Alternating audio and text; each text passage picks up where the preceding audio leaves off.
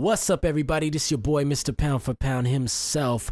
Definitely back up in the heezy for sheezy. Everybody, did you see the fight May 5th, 2012, 2 days ago? Yes, it did go down, right? I'm always saying it's about to go down, and it did go down. Floyd Mayweather versus Miguel Cotto, and it was fight of the year so far in my book. I mean, there were other fights, but I'm talking about as far as big name opponents. This was a good fight. This was a great fight, and everybody felt like they got their money's worth at the end of the day. We saw action. We saw ebbs and flows, just back and forth. We saw drama, suspense. I mean, everything. It was like watching a movie. That's how you want to watch fights. That's how fights should be all the time. Anyways, guys, I'm just going to give you a quick post-fight reaction. I'm not going to try to make this too long. You know what I'm saying? You guys already know who won the fight, so here we go. Anyway, so it went down. MGM Grand, Las Vegas, Nevada. Floyd Mayweather Jr., they were fighting for the WBA Super World Light Middleweight title. What more can you say? They were also fighting for the vacant WBC Diamond Light Middleweight title also. Who cares? Who even knows where that belt came from anyway? But whatever. It sounds good, though. Diamond belt. I like it. I'd love to have a diamond belt, but yeah, it's whatever. Anyway, back to the fight. First, I'm going to touch on Floyd Mayweather. I thought Floyd looked good. I didn't think he looked great like all you fans are saying. He's a great fighter. He's Ali status. He's Sugar Ray Leonard status. He didn't really show that greatness. So how is he so great? What he did show was his ability to be human. We saw him bleed at the nose. We saw him hurt. We saw him backed up. We saw his immaculate defense that everyone swears Mayweather made up. Like people in the 50s and 60s weren't doing that style before. But we saw that style penetrated. As we saw that style penetrated with Ray Leonard when he fought his dad. Anyways, so the good things, though, that Floyd Mayweather did, and this is what I want to touch on, is he had a nice, crisp jab. And, he used it from time to time as a beautiful jab. I actually liked it. I would have liked to see him use more of it. And his right hands were coming through nice. And, to be honest, Floyd was doing a lot of good things in there. He made a lot of adjustments. He was timing Cotto as well as Cotto timing him. But there was a few adjustments that I like to mention. If you guys missed the fight, go ahead and check it out. But when Floyd, was throwing the jabs and, he was trying to work his stuff and get it in, he was throwing the straight right hands and he was trying to go for the right hand leads. They weren't really working on Cotto because he has that high guard. So we noticed that Floyd then went to the outside with the looping right hand hooks. Very smart move by Floyd Mayweather. Good. That's obviously that's what a veteran will do. He'll find other things to do. Great move. Then we saw Cotto realize that and start raising that glove even more, and then Mayweather wasn't able to land it anymore.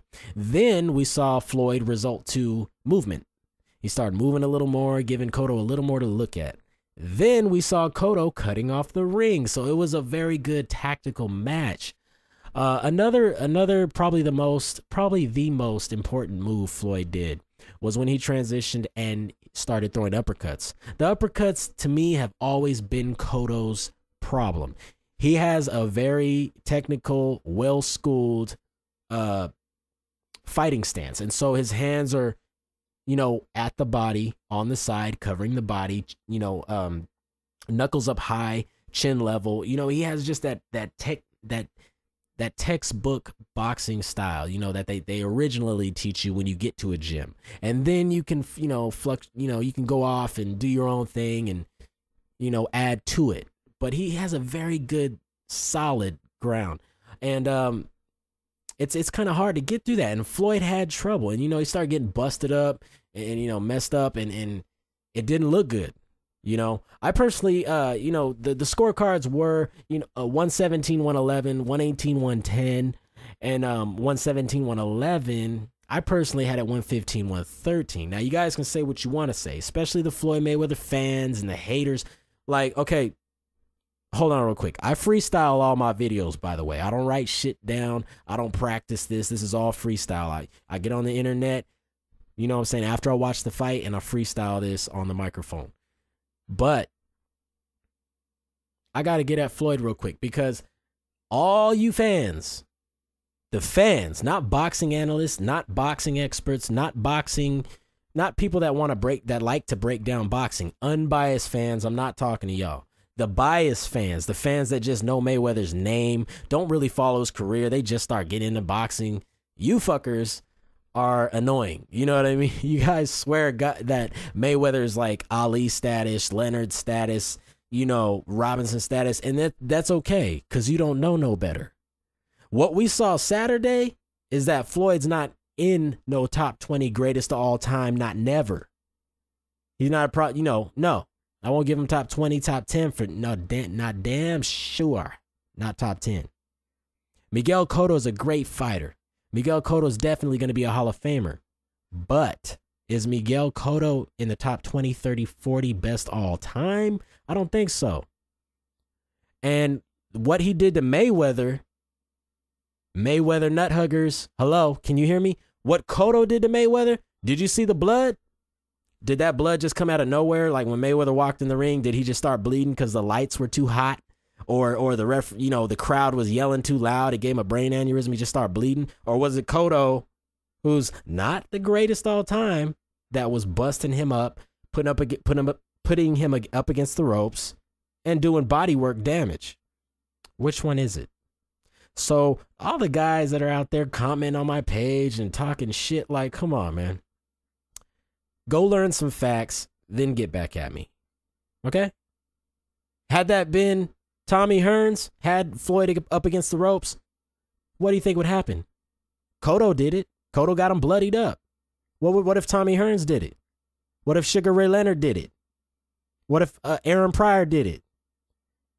Oh, yeah, and there was one stupid-ass guy that said Aaron Pryor couldn't beat Floyd Mayweather because he has that whirlwind style. I forgot his handle, but obviously throwing a lot of punches at Mayweather works, and I've been saying that for the longest. He's not that active of a fighter in the ring. How do you counteract that? You don't box him and be inactive with him. He'll pick you apart. You gotta rush him. You gotta throw. You gotta lay leather on him. And we saw Cotto do that, and Cotto busted him up. So, with that being said, I'm not saying Floyd's not great. He's good. He's great. He's one of my favorites. But please, y'all YouTube Floyd Mayweather nut huggers, why don't you switch the nut hugging title to I'm a fan of Floyd? Because fans are cool, but the ones that are just too much of a damn diehard fan, oh, he's the greatest of all time, shut the fuck up. No, not at all. Not even close. If Cotto could hit him, he's not greatest nowhere near. A lot of the greats would have knocked Floyd on his ass. Sorry, guys. I know that probably hurts your egos, but that's just how it is. Anyways, back to what Cotto was doing. Cotto did great. He was throwing body shots. He was countering Floyd. He was timing Floyd. The flaw in Cotto's game was his stamina. Straight up. He fought the right fight. He just didn't have the right body. The right strategy, the right fight, the wrong body. He did exactly what you need to do against Mayweather, but he ran out of gas. And, you know, Floyd did a great job. There's no discrediting Floyd. He did a great job. He lasted. He survived the storm. He boxed and won a lot of the early rounds. And then he finished strong. Like I said, my book, Mayweather, 115, 113. As far as my prediction, I did kind of double predict on this one a little, but not really. I said that, if I was to lay a bet money-wise, of course, you don't go against Vegas, you go Floyd. And that is the logical pick. He's the faster guy. I usually go for the faster guys. But I did have a gut feeling Cotto was going to pull it out. Unfortunately, he didn't. But all you guys out there that said this shit was going to be easy, Floyd was going to knock him out in 4, Floyd was going to knock him out, oh, this ain't going to be nothing, man, oh, Cotto's a walkover, oh, you guys don't know shit about boxing, and you guys don't need to come to my fucking page. I mean, if you come to my page, the only people that know boxing should come to this page. I could give a damn less if I have 5 views. But if you don't know shit about boxing, you're just talking out your ass, and from a fan's point of view, don't get at me. Because to say that Floyd was going to have an easy fight against Cotto was just hilarious. It was stupid. And you guys know who you are out there. If you're listening to this, I'm talking to all y'all. You don't know shit about boxing. Go learn some shit about boxing. Get back to me. Mr. Pound for Pound up in this bitch. But anyways, it was a great fight. Now, as far as I think what should go on afterwards, I think Floyd, obviously we want to see him in there with Pacquiao. Now, if you guys compare the fights and compare, their performances, Pacquiao blows Mayweather's performances out the water. Mayweather struggled with Cotto, an older Cotto, a more battle-tested Cotto. Pacquiao wiped him out. An earlier Cotto, a younger Cotto. Same thing with Hatton. Mayweather goes 10, Pacquiao knocks him in 2. Same thing with De La Hoya. Mayweather goes 12 and barely wins. Pacquiao knocks, De La Hoya in 8.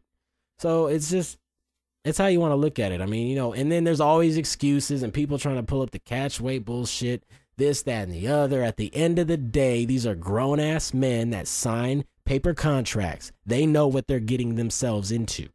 Therefore, there's no excuses.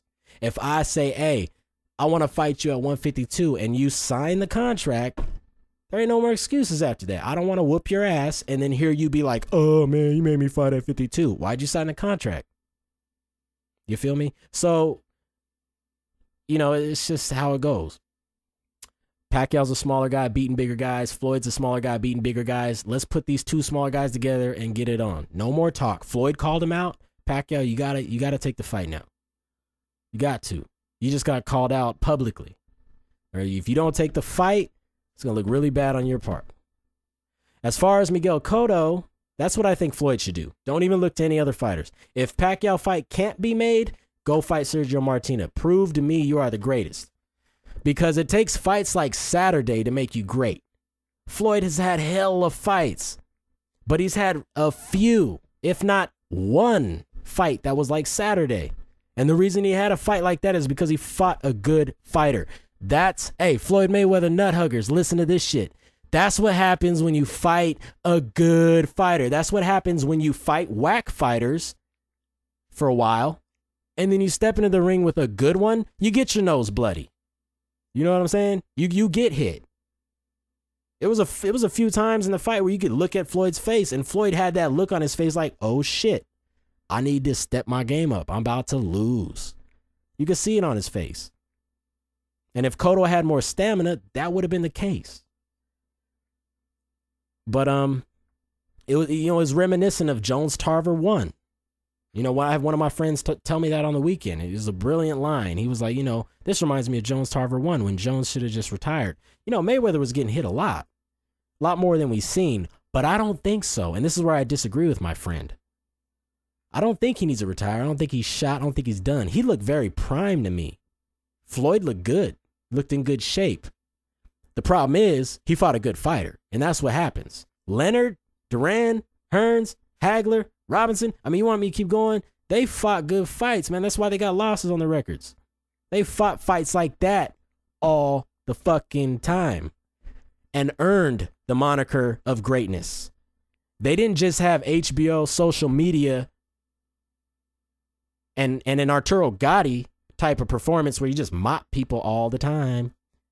Not necessarily grade A guys, and then, get blown up. If media, like in HBO and all that shit was back around Sugar Ray Robinson's time, we would have probably thought Ray Robinson was literally God. Like, I think like my desk is on my table because he's God. But they didn't have that type of marketing now. Now we do. So now, everyone's got everyone flustered. The media's got everyone flustered on believing this bullshit like these guys are the greatest all time.